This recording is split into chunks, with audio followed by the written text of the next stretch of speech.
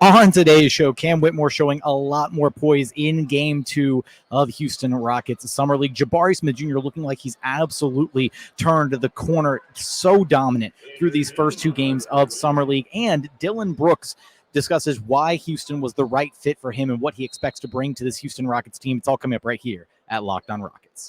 This mission control, Houston. Ignition sequence start. The Houston Rockets select Jalen Green, Alperen Sengun, and Jabari Smith Jr. T-minus 15 seconds. Guidance is internal. Every time I step on that floor, I'm coming. Hey, Houston fans, I am so happy. You're getting somebody who's going to come in with a chip on their shoulder, somebody who's going to come in and compete from day one. 6, 5, 4, 3, 2, 1.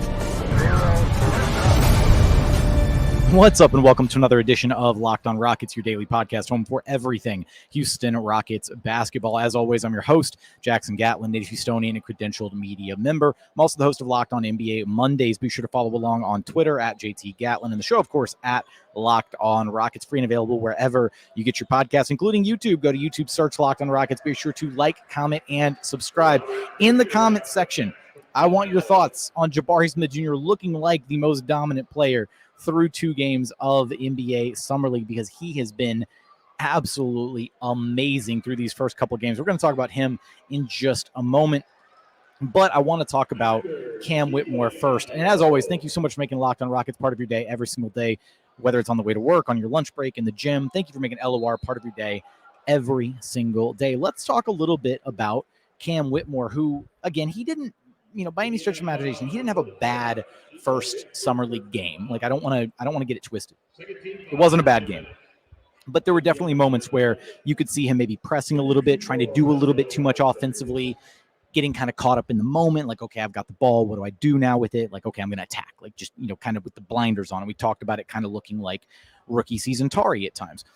He felt a lot more under control in Game 2 here for the Rockets. He finished the game with 21 points on 9 of 16 shooting. He went 3 of 7 from downtown. He did miss his only free throw attempt. He had 1 rebound, couple of assists, 1 steal. Even though the counting stats don't really jump off the page elsewhere, I was really impressed with his game because, again, it felt like he really was picking and choosing his spots a lot better. He got off to a fantastic start in this game. I mean, he got the opening tip and turned it into a dunk right at the rim. So, I mean, that's a, emphatic way to start the game. And then you have the very next bucket for the Rockets off of this like elbow action for Jabari Smith Jr., where he had the ball at the elbow. He was kind of facing up for a second. Cam was off on the left side corner, and the defender turned his back to Cam, and Cam just did exactly what he's going to be able to do at a very, very high level on this Rockets roster, which was cut backdoor. He cut backdoor. Jabari Smith Jr. immediately saw the cut happening, got on the ball. Cam goes up, yams it home. It was a really impressive, couple back-to-back punches right out of the gate for Cam Whitmore to kind of get himself going a little bit, right? To just, get a good feel for things. And then, there were other moments throughout this game that just looked like he was a bit more under control. He had some drives where he'd, pull up for a mid-range jumper or just finish strong at the rim. I was honestly really impressed with just, again, how much more calm he kind of seemed in this game and how much more comfortable he felt in what he was doing. There were a couple moments throughout the game. Like, for example, there was one where Tari drove the ball in and kicked it to the corner, and Cam was the corner guy. And maybe in Game 1, that would have been, okay, Cam's going to rush a three-point shot up, right? Because he's just like, I got the ball in the corner, I'm going to shoot it. In this one, the defender rotated over to Cam, and as soon as the defender started to make the commitment to rotate to Cam in the corner, Cam made the right pass and swung it to Jabari out on the wing, and Jabari drained an open three-pointer, right? That's exact. Those little, smart decisions are the things that you really like to see from him. And there was one point where I was walking near the floor during one of the Rockets' defensive possessions, and they've been switching a lot in Summer League. I was really, really impressed by how much Cam, Tari, and Jabari were all communicating on switches. I kind of stayed near baseline, one of the corners kind of for a couple defensive possessions for the Rockets. And those guys, as they were going through these actions, as they were switching from defender to, or from, as defenders were switching and as they were switching from player to player, tracking the Pistons down, they were calling stuff out. They were calling switch. They were calling help. They were so incredibly vocal. And it kind of reminded me of, last year where Jabari and Tari, especially Jabari, was being super vocal on the defensive end, but they haven't missed a beat, right? They've kept that up. And it's good to get those type of defensive habits instilled early in a guy like Cam Whitmore, who can be a really good defensive presence at times. I'd mentioned that the counting stats don't jump off the page in this one, right? He had all the rebounds in game one, only walked away with 1 rebound in this game. But I was really impressed with his defense in this game. I talked about the communication, the guys switching, all of that. But there were also moments where, I was watching from, up here, my usual seat, and just kind of watching some of the defensive rotations. And Cam was rotating well. He was paying attention to where he was supposed to rotate to. At times, he was even covering for other guys on the floor. I really thought that he did a phenomenal job kind of understanding where and when he was supposed to rotate and where he was supposed to be on the floor defensively. He had one possession where Thompson tried to get something going against him, kind of took him off the dribble, tried to make, get a little driving attack going, and Cam just denied him, right? Asar had to pick up the ball, had nowhere to go with it, tried to elevate over the top, and Cam forced him into a ridiculously difficult shot attempt. So if that's the type of energy and hustle that Cam can bring on the defensive end, and if he can pick and choose his spots better on the offensive end, I mean, the sky's the limit for this kid. The talent is all already there. He's got the ability to really punch it home strong when he gets to the rim. I'm really excited to watch him grow and continue to develop with this Rockets team. Coming up, I do want to talk about Jabari Smith Jr., who looks like he's absolutely turned a corner, the leading scorer through 2 Summer League games, 35.5 points so far. He was utterly dominant against the Pistons. We're going to talk about that coming up here in just one moment. First, today's episode is brought to you by Ibotta. If you're finally taking that summer vacation that you've been planning on but dreading on buying all of the necessities before you take off, it's time to stop spending your hard-earned money without getting anything in return. Enter Ibotta. Ibotta gives you cash back on hundreds of grocery items, from produce to personal care to pantry goods, so you can make sure that you're beating inflation no matter what you are purchasing. Just link your loyalty account or upload your receipt after you shop and get your cash back. It's that simple. Other apps give you points that don't really amount to much. With Ibotta, you get real cash back that you can cash out to your bank account, PayPal, or gift cards. You can earn cash back on hundreds of online brands and retailers too when you start with Ibotta, including Lowe's, Macy's, Sephora, Best Buy, and more. Right now, Ibotta is offering our listeners $5 just for trying Ibotta by using code LOCKED when you register. Just go to the App Store or Google Play Store and download the free Ibotta app and use code LOCKED. That's Ibotta, Ibotta, in the Google Play or App Store, and use code LOCKED. And continuing on here at Locked on Rockets, your daily podcast home for everything Houston Rockets basketball. Do want to talk a little bit of Jabari Smith Jr. here, as well as a little bit later on in our third segment. We've got Dillon Brooks, who kind of talked about what he brings to this Houston Rockets team, what he envisions his role being on this team, all of that. He was really insightful. It was a really good interview with Dillon Brooks. We'll run that back and I'll share some thoughts. But Jabari, man, I mean, 35.5 points per game through the first 2 games of Summer League. He's looked unstoppable. He really has. He's looked incredible through these first couple games. Well, let me rephrase it. He's looked incredible through, let's say, 6 quarters, right? Because the first 2 quarters of game 1 did not go so great for Jabari. He turned it around in the second half of that first game, and then he carried that momentum into this next game against the Pistons, where from the jump, I mean, he looked great. And it wasn't just like, oh, he's, taking some bad shots and they're just going in and he just can't miss. Like, it wasn't one of those games where he's just, hoisting every single shot and no matter what he's throwing up there, it's going to go in. It was a game where it really felt like he was making good, high quality decisions with the basketball. Again, he was facilitating at a strong level. I want to get his box score pulled up here because he was actually so good in this game. So he finished with 38 points on 13 of 25 shooting. He was 3 of 10 from long distance. You hope that number is a little bit better, but again, on big volume, you live with the 30%. You hope he hits 1 or 2 more of those. The free throw shooting, again, continues to be really impressive. Got to the charity stripe 10 times, hit 9 of them, so 90% at the free throw stripe. He had 7 boards. He had 6 assists, a steal, and a block, only 2 turnovers.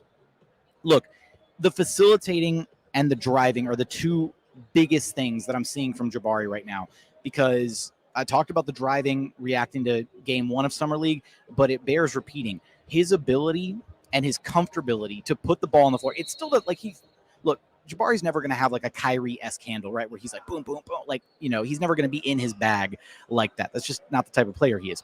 But he has gotten increasingly more effective with when he puts the ball on the floor and tries to make moves with it, right? His ability to put the ball on the deck and drive and attack, and now using his size, absorbing contact, finishing strong at the rim. It's been incredibly impressive. He had one play in the third quarter, I believe, where he drove the ball, absorbed contact, switched to his left hand as he was like falling and like spun it off the glass and made it for the and one play. Like, even 6 months ago, Jabari would not have been able to do that. Like, that would have been him tumbling, or maybe he doesn't even draw the foul. Maybe he tries to shy away from the contact and it just results in a turnover or whatever. He's learning how to utilize his size to make his life easier, right? And to force the issue with defenders. When you're that big, when you're that tall, when you have the threat of being able to shoot over the top of guys, the moment you put the ball on the floor, him being able to like power in, use his shoulders and lean into a defender and get a little bit more physical offensively is doing wonders for him. Early in the game, he had one where he drove in from the right wing and kind of turned it into, like, he drove in, kind of bumped off with his left elbow, or left shoulder, I should say, and then like leaned back. It wasn't quite like a fadeaway. It's just like he took the bump and then just elevated immediately, right? Just to clear a little bit of space with his defender and just drilled the shot. Like, he was absolutely in the zone. And then the passing from Jabari has been a really pleasant surprise, honestly.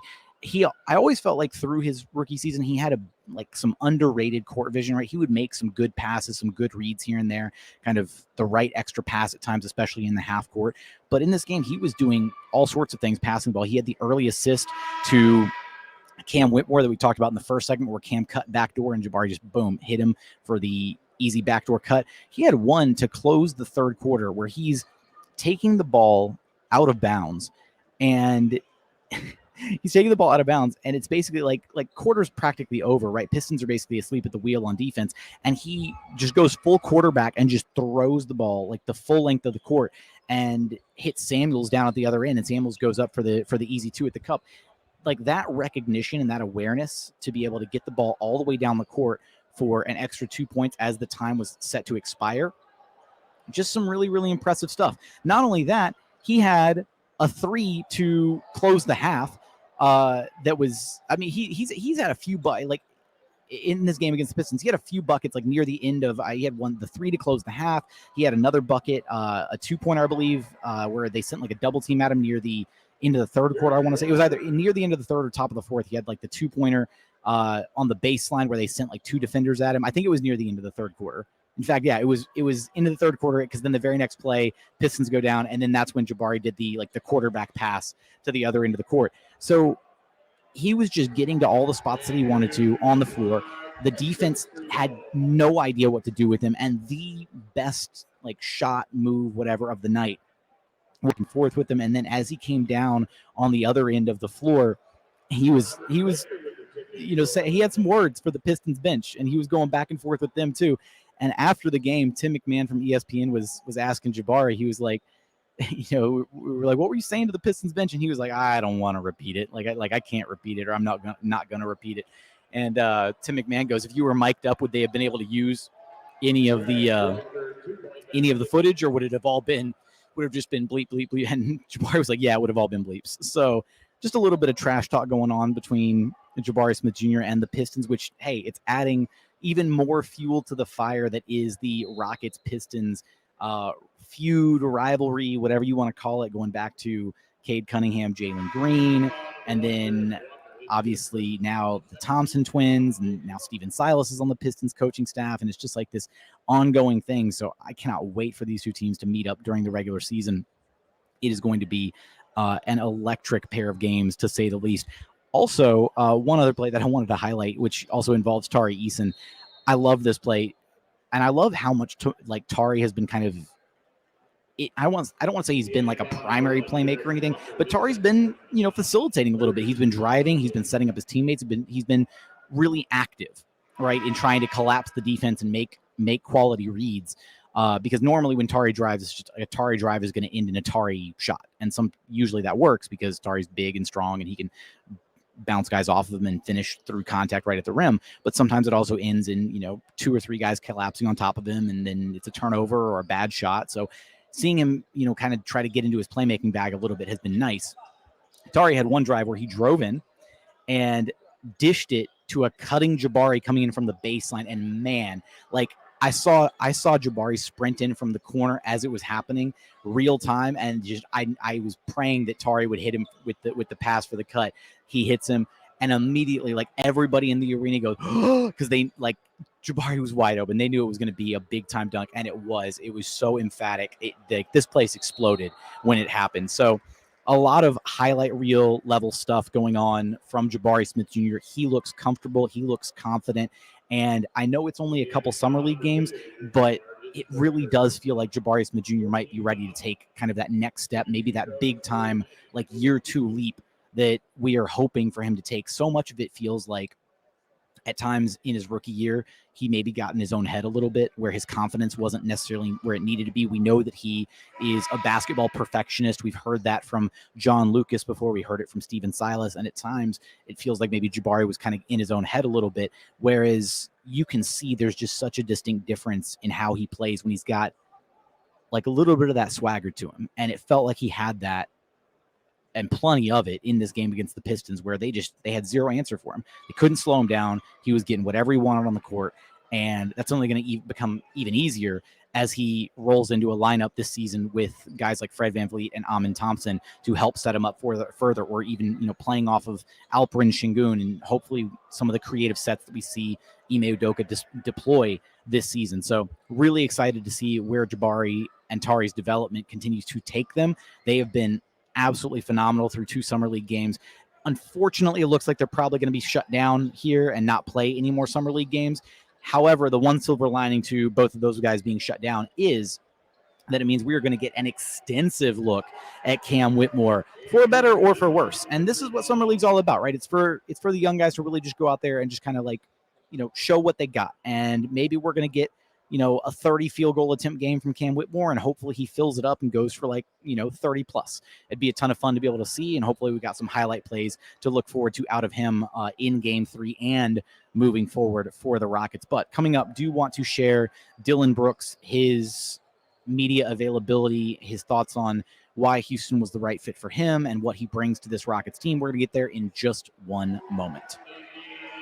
And final segment here at Locked On Rockets, your daily podcast home for everything Houston Rockets basketball. Now we're going to go ahead and dive into Dillon Brooks, his media availability. We'll run that back, and then I'll share some thoughts about what he had to say. Appreciate you saying that, though. Why was this the right place for you? I think it was a good new start for me. Being with young guys, trying to change the narrative of the team, and I like challenges, and I thought that as well. Me having Udoka there, Coach Udoka, helped me grow as a ball player, as a person. And Houston, I want to get to know the city more. What ways you said grow? What ways do you want to grow? Just more on the offensive end, just getting better from last year. I think last year was a down year for me. And I just want to get better from that and be motivated and give a little more. Well, because I was thinking this morning on my way over here that you got a lot of criticism for looking to expand your game offensively, but players get criticism for not looking to expand their games in some ways. How do you find a balance then between, you got to try and become a better player than you are today, but still know your game, know your strengths and all that stuff? I think, you're going to get criticized all the time. It's part of the job, it's part of basketball. But I feel like it's me growing up as a person, me growing up as a fiery, gritty guy that, I always wanted to get better, always wanted to get better. It's, constructive criticism, just always trying to get better. Crazy thing is I'm kind of scared when it gets closer to my end years, because I feel like I'm going to feel that same drive when I'm old and wrinkly. So, just finding ways to work on my jump shot, keep fine-tuning my defense, getting back to my mid-range game, and finding ways to break for my teammates. What are you in with being old and wrinkly? No, I just can't play basketball no more. That's for sure. Yeah. What do you envision bringing to this team? Energy, just cohesiveness, and then learning ways how to win. How do you think your experience with the Grizzlies kind of prepared you for this role with this team specifically? I feel like it's like almost the exact same team from 3-4 years ago. Kind of have the same type of players. Jalen Green, like John Morant. Jabari is like Jaren. These young guys that can expand their games and be one of the best or the best in the league. So I feel like around those two guys, it's like almost the same type of deal.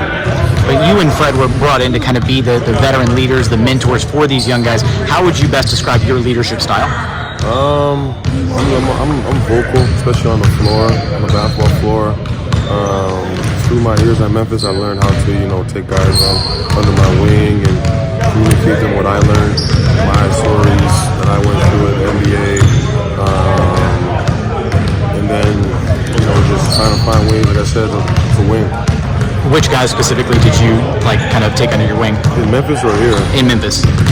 Dez, Zaire, guys that are the same position as me. That's why I'm excited to work with Tari, because I played against him for 1 year. He's athletic, he's got a lot of potential, a lot of intangibles, and he just focuses on the little details and things like that. Where he can take his game to the next level. What have those conversations been like between you, Tari, Jabari, kind of trying to build that chemistry, build that rapport? It is. It hasn't. I haven't had those conversations yet. It's a little bit here and there. We were shooting today, so I had a little nuggets here and there. But when we get closer, training camp and watching film, and I get to know everybody and see everybody, then it'll start, going. Sorry. You seem to really enjoy this today. Yeah. Just new guys, or just you would have any year enjoyed this. Or am I right even in that perception?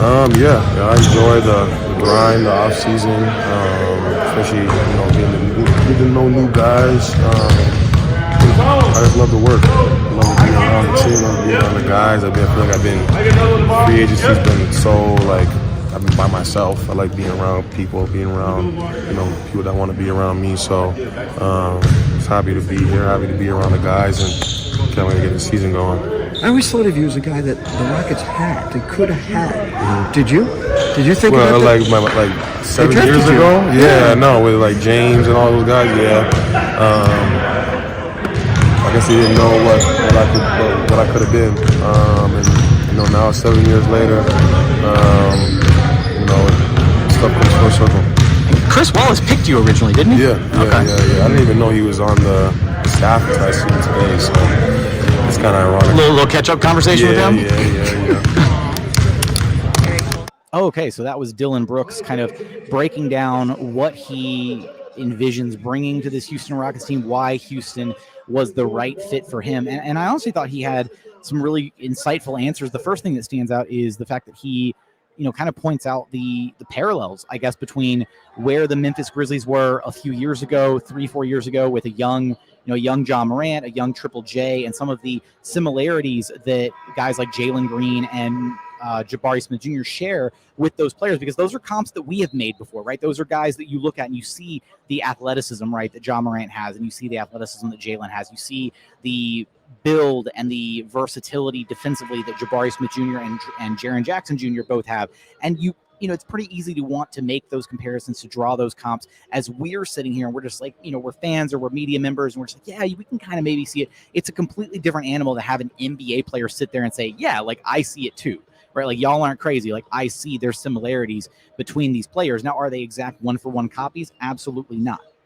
But it does kind of point to and show you that there's a really high ceiling for players like that, right? That Jalen Green and Jabari Smith Jr. have a chance to grow into and develop into something really special here. And if Dillon Brooks can kind of see that, and if he's seen it before, with the Memphis Grizzlies, and he was there to kind of help grow and nurture and be a part of that core. And now he's able to take that wisdom specifically and bring it to Houston, all his experiences, everything he's dealt with as an NBA player, and come here and hopefully impart that wisdom onto these young Rockets. He talked about being a vocal leader when I asked him, right? What's his leadership style? And he's like, I'm a vocal leader, right? Especially on the court. And that's exactly what these young players need, right? They need guys who are going to teach them how to do the right things. And being vocal on the court is a key part of the communication element of being able to achieve things on both sides of the floor, right? You've got to be able to communicate at a high level with your teammates. But he even talked about, the fact that he loves being able to take guys who play his position under his wing, and talked about, doing that with a couple guys in Memphis. And he really was, he kind of lit up a little bit when he was talking about Tari Eason and how excited he is to be able to kind of, help Tari on his journey and help him kind of focus in on those little things and be able to help take his game to another level. And I think that's exactly what you want. Like, this is, I saw somebody on Twitter when I was sharing the clips from this, it was like, that's like the $86 million answer, right? Because that's exactly what the Rockets brought him in to do, right? They brought Fred VanVleet and Dillon Brooks in to be the veteran voices in the locker room to help establish what Ime Udoka wants to do here in Houston. And you're already hearing and seeing Dillon Brooks kind of say and do some of the right things, right? I do really think that he can be and will be a really good example for guys like Tari Eason, for guys like Jabari Smith Jr., for guys like Cam Whitmore, to really teach them how to thrive at this level. And I do think that, when asked about, what he wants to do, how he wants to grow and be, a better player, I think Jonathan made a really good point, kind of following up on that question. Jonathan Fagan from the Houston Chronicle, right? Where it is kind of a catch-22, where if you talk about wanting to, get better offensively or have a bigger role offensively or expand your game, and then people are like, we don't want you to do that, because they immediately think, oh, it just means more shots or more of that, whatever. But it's also people do kind of dunk on players for not expanding their game, right? You see players like, it happens with, like Rudy Gobert all the time, because Rudy Gobert's never expanded his offensive game. So it's like, well, which one is it? Do you want players to try and get better, or do you want players to stay the same? And I do think that there's a world where Dillon Brooks can be an impactful player on the offensive end, but he's not the guy that you want taking 10, 15 shot attempts a game. He's just not, right? And I do think that when you look at the talent on this Rockets roster, the way that the offensive hierarchy is probably going to just organically, love that word, organically fall into place, I do think Dillon Brooks is going to, have to realize that he's probably, at best fourth in the pecking order of like the Rocket starters, probably more realistically fifth. And like I said before, I think there's a world where Dillon Brooks can get some different shots and better shots within this Rockets offense than what he was getting in Memphis, right? To where he doesn't necessarily have to force contested threes or take, ill-advised 2-point shots, that kind of thing. Hopefully he can get his shot diet to look like, a lot of dunks and layups right at the rim, drawing some fouls, and just taking those wide open 3-pointers, right? The ones that are going to be generated by guys like Jalen Green, Fred VanVleet, Alperen Sengun, the gravity that those guys provide. Jabari Smith Jr. even if he's going to look like Summer League Jabari Smith Jr. when he's on the court next season, looking like a prime Kevin Durant, just lighting up a defense from, all three levels on the court, driving, finishing at the rim, getting to the free throw line, mid-range, posting up, facing up, pulling up from three. Jabari had one where he pulled up from three and he looked exactly like T-Mac. Like he looked like prime T-Mac when he pulled up from the right wing and just no hesitation drained the three over the top of the defense. Nothing they could do about it. One more side note on Jabari, watching them shoot around at Rockets practice, it really does look like there's quite a bit more arc on his shot. I know that was kind of an issue at times last year where we would think, man, Jabari's shot, like it looks a little flat. Like it looks, maybe he's, not using nearly enough leg or whatever. His shot looks really good. Like he's elevating. He's got that high release point. The arc looks good. All of it looks incredible. And so he's really clearly been in the lab working, honing his craft this offseason, getting ready for, this next step in his journey, his sophomore season. So really excited about what he's going to bring to the table, excited for what Dillon Brooks is going to bring to this Rockets team from a leadership perspective, how he sees himself ultimately fitting in with these guys and being a mentor to these guys, saying and doing all the right things so far, which is, at least an encouraging sign here right out of the gate. And then again, even Tari Eason, right, who was arguably just as dominant as Jabari Smith Jr. was, just in a bit of different ways.